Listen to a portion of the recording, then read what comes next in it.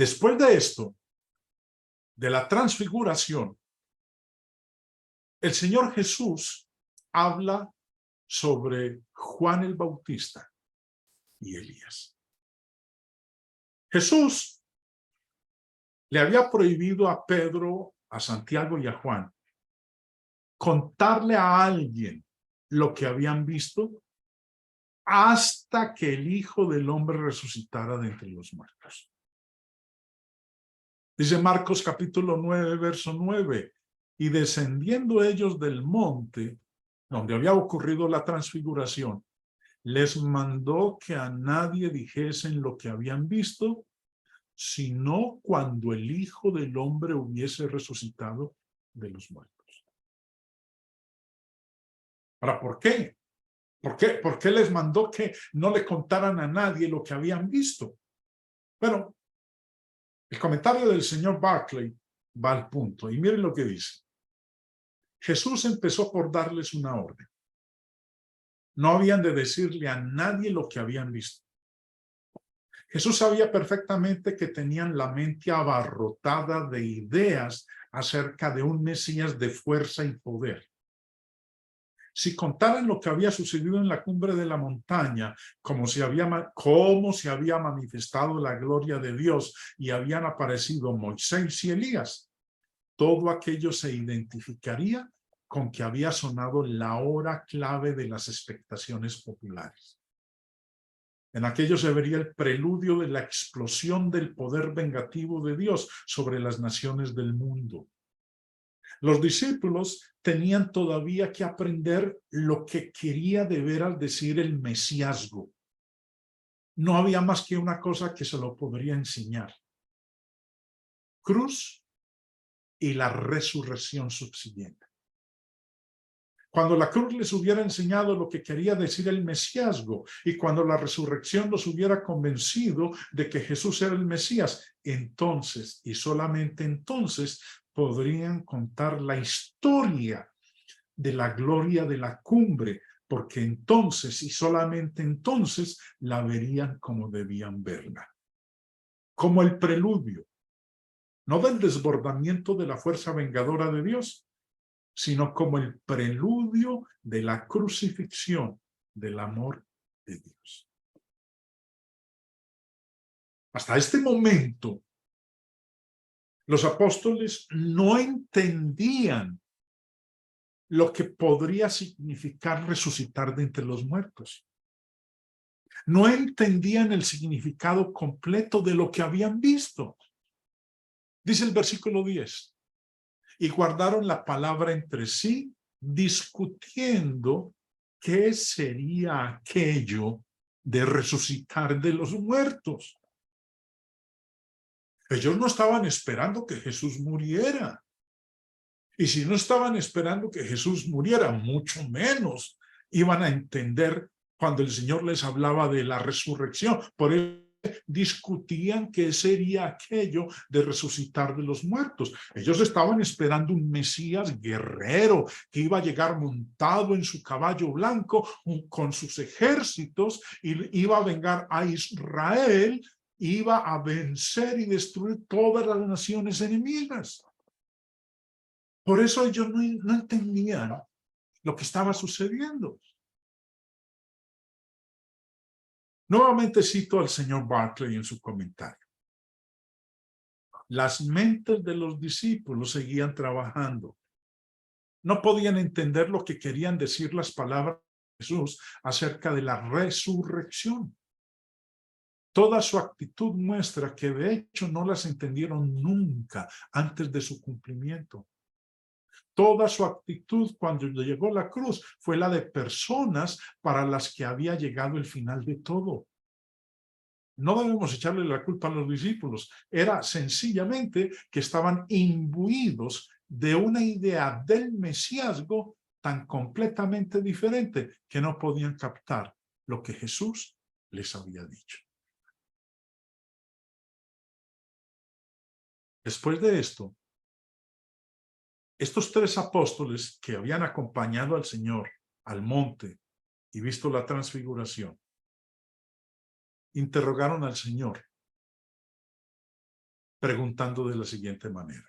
Marcos 9:11 dice, y le preguntaron diciendo, ¿por qué dicen los escribas que es necesario que Elías venga primero?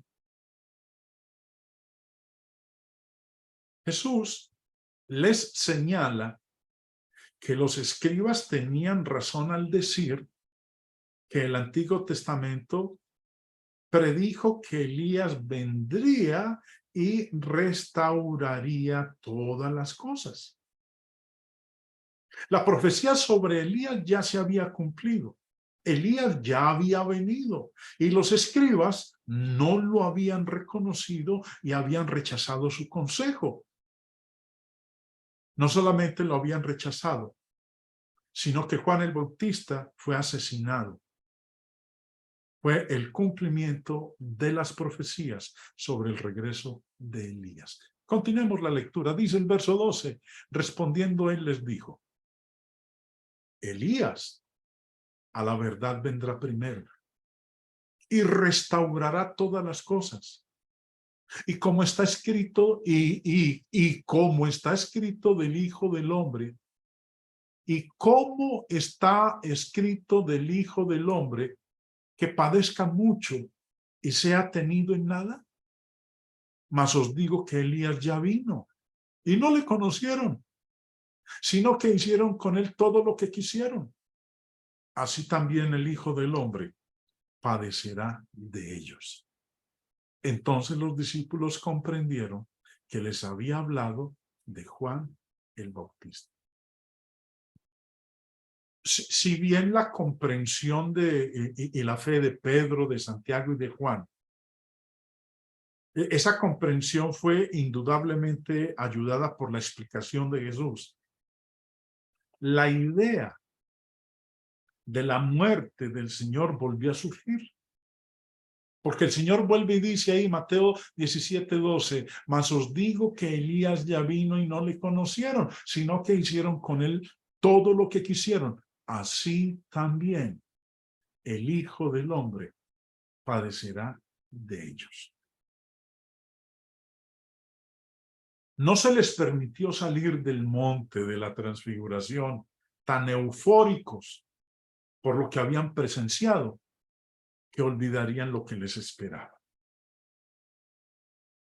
Malaquías 3, Dios habla a través de este profeta y dice, he aquí, yo envío mi mensajero, el cual preparará el camino delante de mí y vendrá súbitamente a su templo el Señor, a quien vosotros buscáis. Y el ángel del pacto, a quien deseáis vosotros, he aquí viene, ha dicho Jehová de los ejércitos. He aquí, yo envío mi mensajero. Una descripción más detallada de este mensaje nos la da el mismo profeta Malaquías en el capítulo 4. Miren lo que dice. He aquí, yo os envío al profeta Elías antes que venga el día de Jehová, grande y terrible. ¿A quién iba a enviar Dios? Al profeta Elías. El mensajero mencionado en el capítulo 3 del mismo libro. Y sigue diciendo, él hará volver el corazón de los padres hacia los hijos y el corazón de los hijos hacia los padres. No sea que yo venga y hiera la tierra con maldición. Estas palabras, hermanos, nos van mostrando a nosotros el plan de Dios. Ahora, dentro de un momento, vamos a darnos cuenta que este mensajero, que el mismo profeta Malaquías dice que es Elías, no se está refiriendo a la persona literal de Elías, sino a Juan el Bautista. Otra profecía del mismo mensajero la encontramos nosotros en Isaías capítulo 40. Leamos. Voz que clama en el desierto, Preparad camino a Jehová, enderezad calzada en la soledad a nuestro Dios. Todo valle sea alzado y bájese todo monte y collado, y lo torcido se enderece y lo áspero se allane. Y se manifestará la gloria de Jehová, y toda carne juntamente la verá, porque la boca de Jehová habla. Ninguna personificación bíblica está más claramente establecida que la voz de Isaías, capítulo 40, verso 3, voz que clama en el desierto, y Elías en Malaquías 4:5. He aquí, yo os envío el profeta Elías. Esa voz, ese profeta, es Juan el Bautista. Cada uno de los 4 evangelios lo corrobora, afirma eso. Mateo 3 dice: en aquellos días vino Juan el Bautista predicando en el desierto de Judea y diciendo: arrepentíos, porque el reino de los cielos se ha acercado. Pues este es aquel de quien habló el profeta Isaías, Isaías 43, cuando dijo: voz del que clama en el desierto, preparad el camino del Señor, enderezad sus sendas.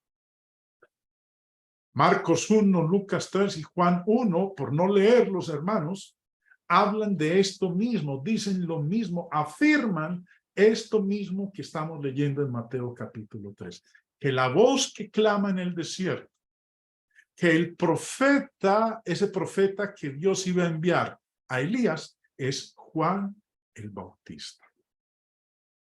Sin embargo, hay varios grupos religiosos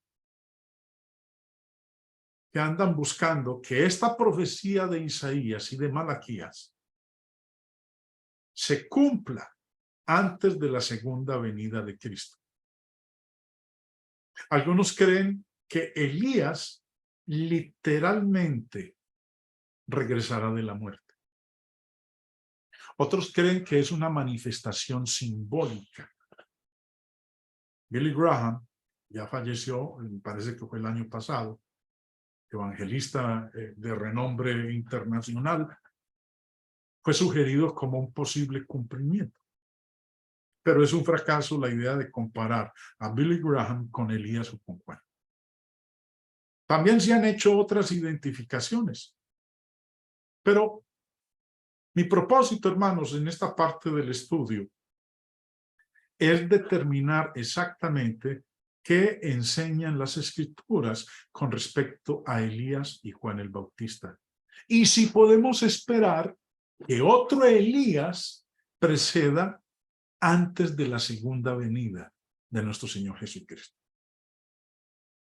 Señor Jesús declaró claramente la identidad del Elías profetizado.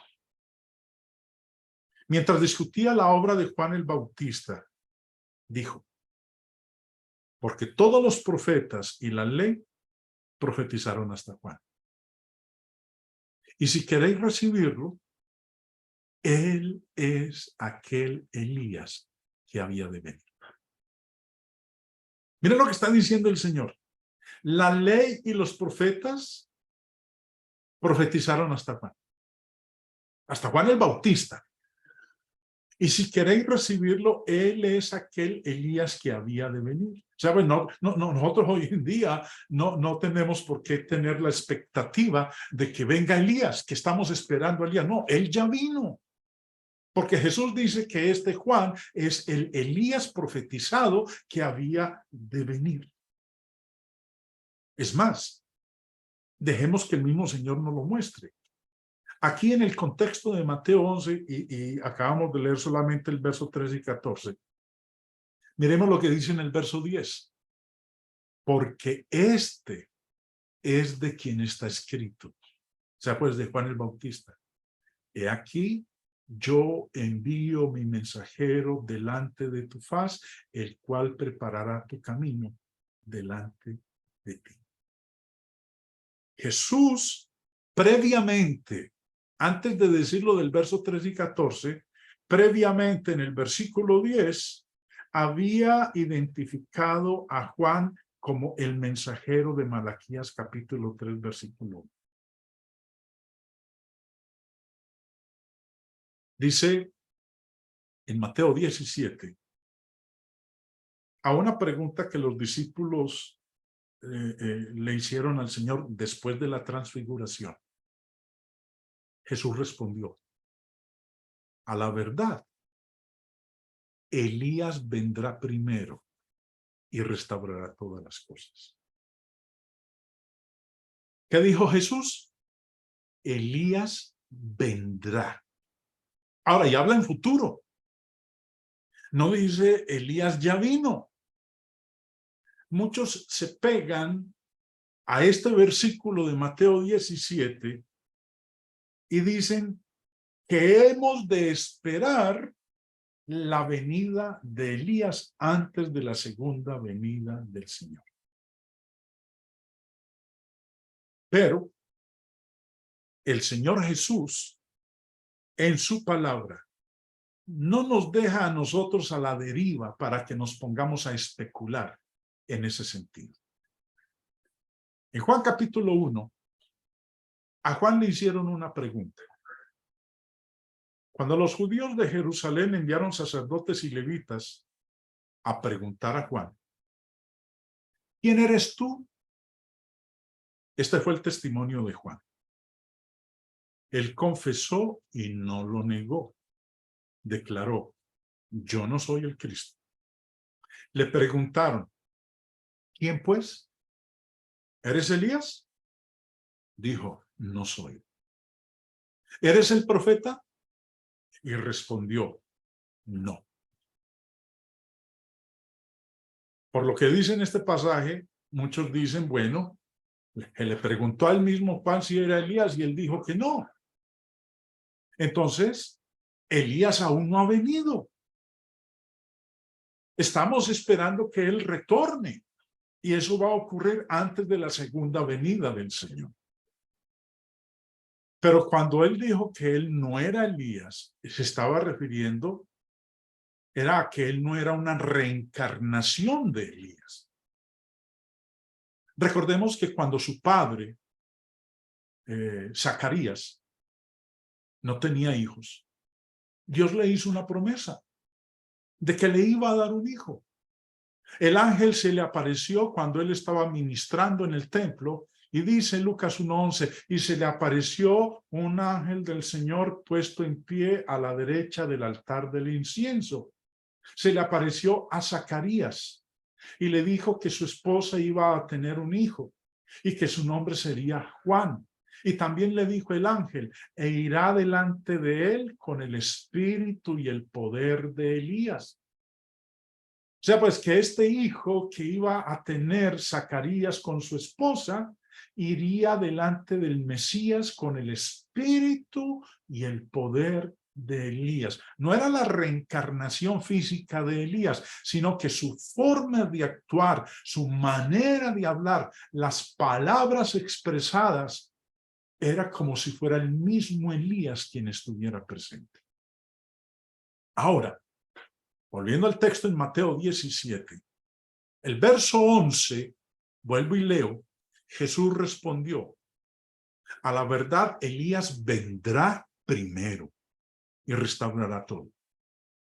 Y mira lo que dice en el verso siguiente, el verso 12 y 13. Mas os digo que Elías ya vino.